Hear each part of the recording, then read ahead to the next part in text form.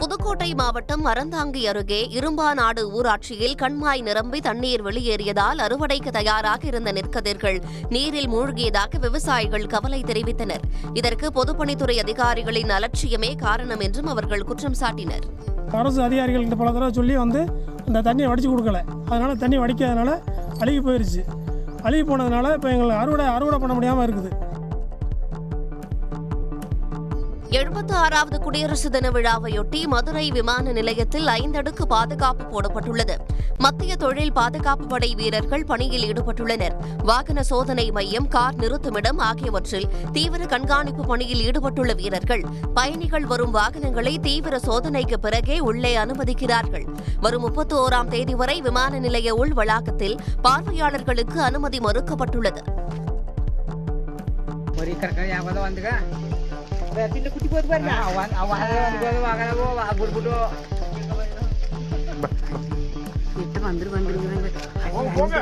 சத்தியமங்கலத்தை அடுத்த அருள்வாடி மலை கிராமத்தில் விவசாய நிலங்களில் உலாவரும் காட்டு யானைகளால் மக்கள் அச்சமடைந்துள்ளனர். கர்நாடக மாநில வனப்பகுதியிலிருந்து வெளியேறிய 30க்கும் மேற்பட்ட யானைகள் விளைநிலங்களுக்குள் புகுந்து பயிர்களை சேதப்படுத்தின. யானைகளை அடர்ந்த வனப்பகுதிக்குள் விரட்ட அப்பகுதி மக்கள் கோரிக்கை விடுத்துள்ளனர்.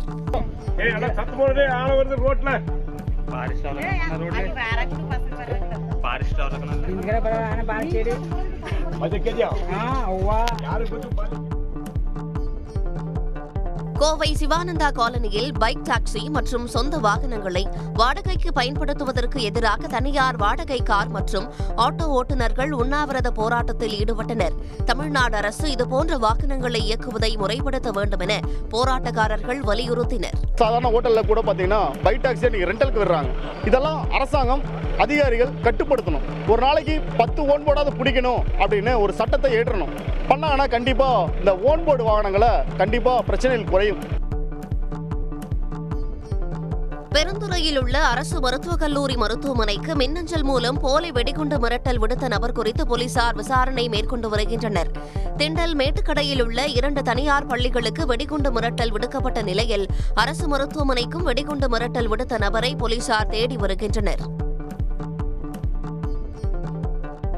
மயிலாடுதுறை மாவட்டம் பூம்புகார் அருகே மழை புயலால் பாதிக்கப்பட்ட நெற்பயிர்களுக்கு உரிய கணக்கெடுப்பு செய்யாத அதிகாரிகளை கண்டித்து சாலை மறியல் போராட்டம் நடைபெற்றது. தர்மகுளம், மேலையூர் உள்ளிட்ட 20க்கும் மேற்பட்ட கிராமங்களில் சுமார் 20,000 ஏக்கர் விளைநிலங்கள் மழை மற்றும் புயலால் பாதிக்கப்பட்டுள்ளதாக விவசாயிகள் தெரிவித்தனர். விவசாயி தன்னுடைய நிலத்துக்கு காப்பீடு பண்றோம். அந்த காப்பீடு பாத்தீங்கன்னா தனித்தனியா கிடையாது. ஊரே அழிஞ்சாலும் எனக்கு இன்சூரன்ஸ் வரும். அதுலயும் ஏகப்பட்ட குளறுபடிகள் உடனடியாக வரது கிடையாது. 1 வருஷம் கழிச்சு வருது. இதையெல்லாம் கலைஞ்சு இன்சூரன்ஸ்ல வெளிப்படைத்தன்மை. தேனி மாவட்டம் ஆண்டிப்பட்டி அருகே டி சுபலாபுரத்தில் 22வது நாளாக வேலை நிறுத்தத்தில் ஈடுபட்டுள்ள விசைத்தறி தொழிலாளர்கள் தெருவில் உணவு சமைத்து உண்டு போராட்டத்தில் பங்கேற்றனர். 50% கூலி உயர்வு, 20% போனஸ் வழங்க கோரி நடைபெற்ற இப்போராட்டத்தில் நெசவாளர் பெண்களும் பங்கேற்றனர். எல்லாருமே லோன் எடுத்து தறி போட்டிருக்காங்க. அதுக்கு இப்ப 1ஆம் தேதி வந்துருச்சு, லோன் கட்டணும். அதுக்கெல்லாம் அரசு எங்களுக்கு தயவு செய்து எங்களுக்கு இப்படியே உடனடியாக எங்களுக்கு எடுக்கணும். நாளைக்கே எங்களுக்கு முடிவு எடுத்து கொடுக்கணும். நெல்லை மாவட்டம் திசையன்விளை அருகே ஆட்டோவில் பயணித்த பெண்ணை கடத்தி நகை பறிக்க முயன்ற ஓட்டுநரை போலீசார் கைது செய்தனர். கள்ளிக்குளத்தை சேர்ந்த சாந்தி என்பவர் சமூக ரெங்கபுரம் நோக்கி ஆட்டோவில் சென்று கொண்டிருந்தபோது ஓட்டுநர் இசைக்குமார் ஆள் நடமாட்டம் இல்லாத பகுதியில் சாந்தியை மிரட்டி நகைகளை தருமாறு கேட்டுள்ளார். அதிர்ச்சியடைந்த சாந்தி அங்கிருந்து தப்பித்து திசையன்விளை காவல் நிலையத்தில் புகார் அளித்தார். வழக்கு பதிவு செய்த போலீசார் ஆட்டோ ஓட்டுநர் இசைக்குமாரை கைது செய்தனர். புதுக்கோட்டை மாநகராட்சிக்குட்பட்ட உசிலங்குளத்தில் பழுதடைந்த சிறுமின் விசை தொட்டிக்கு பறையடித்து மாலை அணிவித்து மார்க்சிஸ்ட் கம்யூனிஸ்ட் கட்சியினர் நூதன போராட்டத்தில் ஈடுபட்டனர். சிறுமின் விசை தொட்டி பழுதடைந்துள்ளதால் பல மாதங்களாக 1 குடம் நீர் 10 ரூபாய் கொடுத்து வாங்க வேண்டியிருப்பதாக அப்பகுதி மக்கள் குற்றம் சாட்டினர்.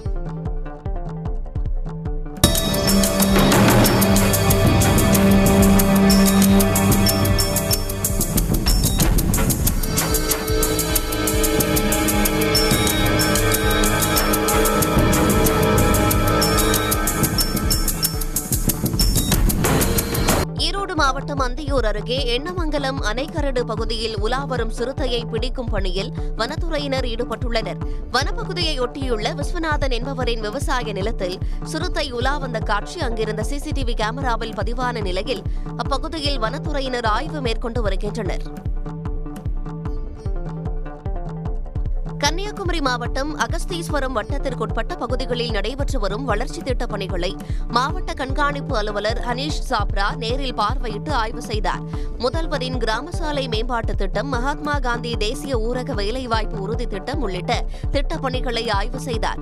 குமரி கடல் நடுவே அமைந்துள்ள கண்ணாடி பாலத்தை பார்வையிட்டும் அங்கிருந்த சுற்றுலா பயணிகளுக்கு தேவையான கழிப்பறை, சுத்திகரிக்கப்பட்ட குடிநீர் வசதிகள் உள்ளிட்ட அடிப்படை வசதிகளையும் ஹனீஷ் சாப்ரா ஆய்வு செய்தார். புதுச்சேரியில் பெஞ்சல் புயல் பாதிப்பால் பாதிக்கப்பட்ட 13,000 விவசாயிகளுக்கு ஏக்கருக்கு 12,000 ரூபாய் நிவாரணத்தை முதலமைச்சர் ரங்கசாமி வழங்கினார். புயல் நிவாரணத் தொகையை ஒன்றிய அரசு வழங்காததால் மாநில அரசு நிதியிலிருந்து வழங்கியதாக வேளாண் துறை அமைச்சர் ஜெயக்குமார் தெரிவித்தார். இந்த பணம் நம்ம மத்திய அரசாங்கம் ஒன்றும் கொடுக்கல, இருந்தாலும் மாநில அரசாங்க நிதிகள்லாம் சுருக்கி சில வழிமுறைகளை பயன்படுத்தி இந்த விவசாயிகள் பாதிக்கப்படுறத அடுத்தபடியான உற்பத்தியை அவங்க ஆரம்பிக்க வேண்டிய நல்ல நோக்கத்தோடு முதல்ல இருந்த சலுகை செஞ்சுக்கிறார் விவசாயிகள். திருப்பூர் மாவட்டம் காங்கேயம் அருகே பள்ளி மாணவிக்கு பாலியல் தொல்லை கொடுத்த ஆசிரியர் சஸ்பெண்ட் செய்யப்பட்டார். நள்ளிமடம் அரசு பள்ளியில் பணிபுரிந்த ஆசிரியர் சிவகுமார் பாலியல் புகாரில் கடந்த 20ஆம் தேதி போக்சோ வழக்கில் கைது செய்யப்பட்டு கோவை சிறையில் அடைக்கப்பட்ட நிலையில் தற்போது ஆசிரியரை சஸ்பெண்ட் செய்து மாவட்ட முதன்மை கல்வி அலுவலர் உதயகுமார் உத்தரவிட்டுள்ளார். தூத்துக்குடி வஉசி துறைமுகத்தில் அதிக சரக்கு பெட்டகங்களை கையாண்டு முதலிடம் பிடித்துள்ளது. 2023ஆம் ஆண்டில் 5,43,531 சரக்கு பெட்டகங்கள் கையாண்ட அளவை விட 7% வளர்ச்சியடைந்து காணப்படுகிறது. 2024இல் 5,81,557 சரக்கு பெட்டகங்கள் ஏற்றுமதி இறக்குமதி செய்யப்பட்டுள்ளது. நெரிசல் இல்லாத சாலை வசதி, ரயில் இணைப்பு என பல்வேறு அம்சங்கள் மூலம் அதிக சரக்கு பெட்டகங்களை கையாண்டதாக வஉசி துறைமுக ஆணையம் தெரிவித்துள்ளது. ஜல்லிக்கட்டு போட்டிக்கு ஆன்லைன் மூலம் டோக்கன் வழங்கும் முறையை ரத்து செய்ய வேண்டும் என்று வலியுறுத்தி தமிழ்நாடு பாரம்பரிய ஜல்லிக்கட்டு பேரவை சார்பில் திண்டுக்கல் ஆட்சியர் அலுவலகம் அருகே கண்டன ஆர்ப்பாட்டம் நடைபெற்றது. ஜல்லிக்கட்டு போட்டி நடத்தும் விழா கமிட்டியினர் மூலம் காளைகளுக்கும் மாடுபிடி வீரர்களுக்கும் டோக்கன் வழங்க வேண்டும் என்று வலியுறுத்தினர். பின்னர் தங்களது கோரிக்கை மனுவை மாவட்ட ஆட்சியர் பூங்கொடியிடம் வழங்கினர்.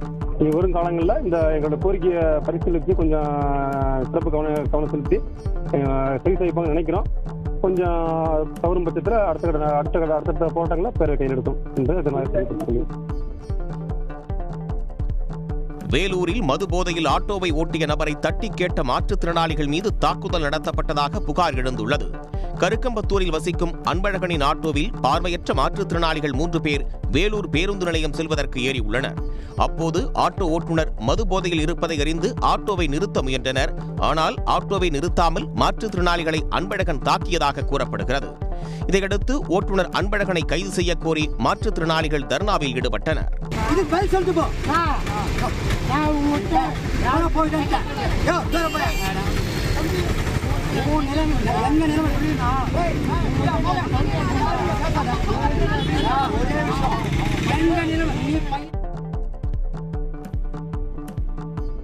விருதுநகரில் ஒரே நாளில் கல்லூரி மற்றும் பள்ளிக்கு இமெயில் மூலம் வெடிகுண்டு மிரட்டல் விடுக்கப்பட்டதால் பரபரப்பு ஏற்பட்டது.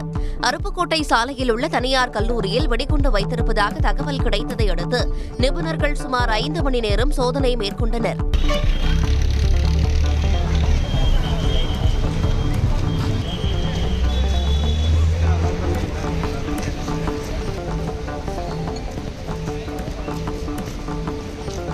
இதேபோல் சூலக்கரை பகுதியில் உள்ள தனியார் பள்ளியில் வெடிகுண்டு வைத்திருப்பதாகவும் மிரட்டல் விடுக்கப்பட்டது. விசாரணையில் புரளி என்று தெரியவந்ததை அடுத்து மிரட்டல் விடுத்த நபர் குறித்து போலீசார் விசாரணை மேற்கொண்டு வருகின்றனர். விருதுநகர் மாவட்டம் காரியாப்பட்டியில் விலை உயர்ந்த பைக் வாங்குவதற்காக டாடா ஏஸ் வாகனத்தை திருடிய 3 இளைஞர்களை போலீசார் கைது செய்தனர். மினரல் வாட்டர் விநியோகிக்கும் லிங்கசாமி என்பவரின் டாடா ஏஸ் வாகனம் கடந்த 18ஆம் தேதி திடீரென்று காணாமல் போனது. புகாரின் பேரில் விசாரணை நடத்திய தனிப்படை போலீசார் எஸ் கல்லுப்பட்டி கண்மாய் பகுதியில் பதுக்கி வைக்கப்பட்டிருந்த வாகனத்தை கைப்பற்றி திருட்டில் ஈடுபட்ட அஜய், அருண் பாண்டியன், சக்தி முருகன் ஆகியோரை கைது செய்தனர். ஏற்கனவே லிங்கசாமியிடம் ஓட்டுநராக பணியாற்றி வந்த அஜய் விலை உயர்ந்த பைக் வாங்குவதற்காக டாடா ஏஸ் வாகனத்தை திருடியது விசாரணையில் தெரியவந்தது. விருதுநகர் மாவட்டம் ஸ்ரீவில்லிபுத்தூர் அருகே புதூரில் நீர்நிலைகளை ஆக்கிரமித்து கட்டப்பட்டுள்ள வீடுகளை இடிப்பதற்கு பொதுமக்கள் எதிர்ப்பு தெரிவித்துள்ளனர். 2 முறை நோட்டீஸ் அனுப்பியும் வீடுகளை காலி செய்யாததால் அரசு காலி செய்தால் செலவு தொகை வசூலிக்கப்படும் என்று பொதுப்பணித்துறையினர் மீண்டும் நோட்டீஸ் அனுப்பியுள்ளனர். இதற்கு கண்டனம் தெரிவித்து 25க்கும் மேற்பட்ட குடும்பத்தினர் ஆர்ப்பாட்டத்தில் ஈடுபட்டனர்.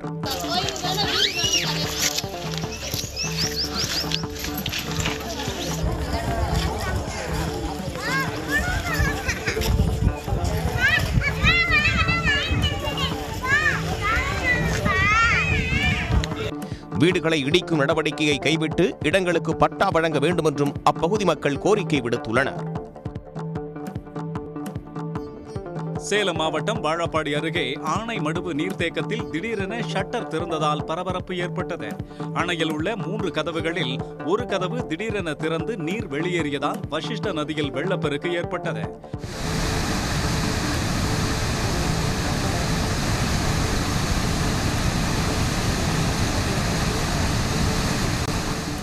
தகவல் அறிந்து வந்த பொதுப்பணித்துறை அலுவலர்கள் ஷட்டரை சரி செய்து தண்ணீரை நிறுத்தினர்.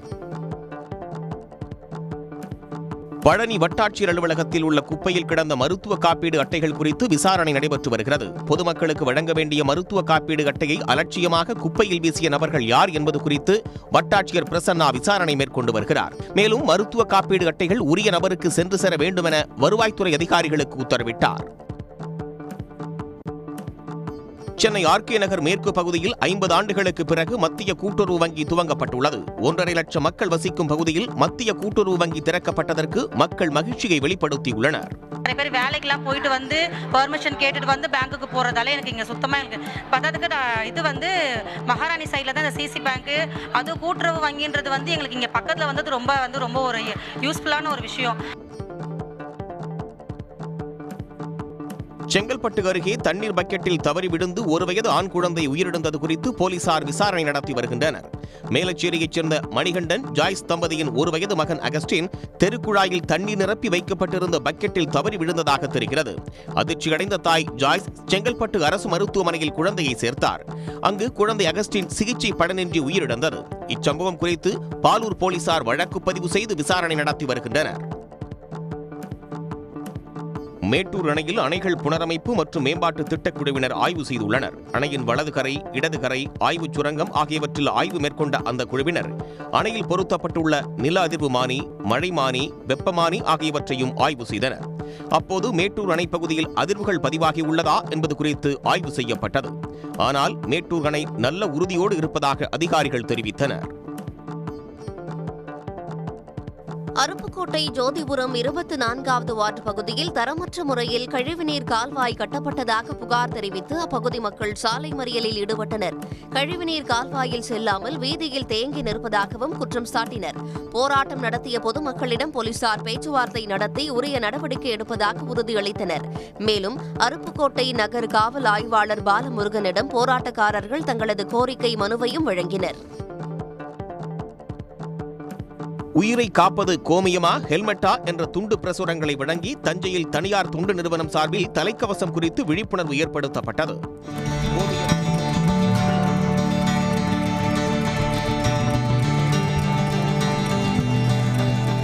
கோமியம் உயிரை காக்காது, ஹெல்மெட் தான் உயிரை காக்கும் என்கின்ற விழிப்புணர்வை ஏற்படுத்தி தலைக்கவசம் அணிந்து சென்ற 100 பேருக்கு தலா 1 லிட்டர் பெட்ரோல் இலவசமாக வழங்கப்பட்டது.